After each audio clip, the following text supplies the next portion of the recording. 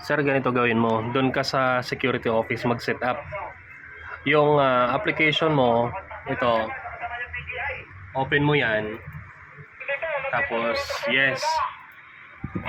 Tandaan mo kung saang channel or anong recorder ang may problema. Dito ka muna sa live view. Halimbawa, ang may problema is itong TMC5, hindi tama yung oras.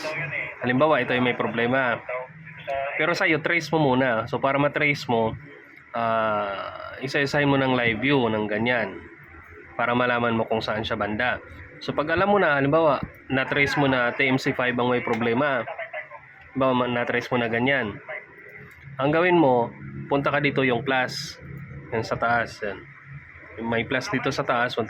Tapos, makikita mo dito, live view, ito dito sa pinakailalim, katabi ng devices.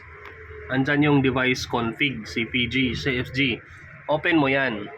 Tapos hanapin mo yung device na may problema sa oras. So, 'di ba kanina sabi ko TMC5. Open double click mo yung TMC, yung channel na yon. Pag dinouble click mo yan, magbabago yan dito sa taas. Tapos punta ka dito sa system. Double click mo yung system. Click mo yung system tapos general. Pag open mo ng general, lalabas yan. General tapos time setup. Yung time setup, click mo yan. Tapos, pindutin mo yung sync with PC. Nakalagay dito ito.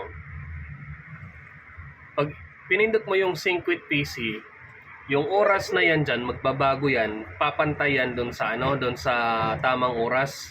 Kaparehas na oras ng computer mo pag pinindot mo yung sync with PC. Pag mapindot mo yan, click mo yung save tapos apply, tapos okay na yon.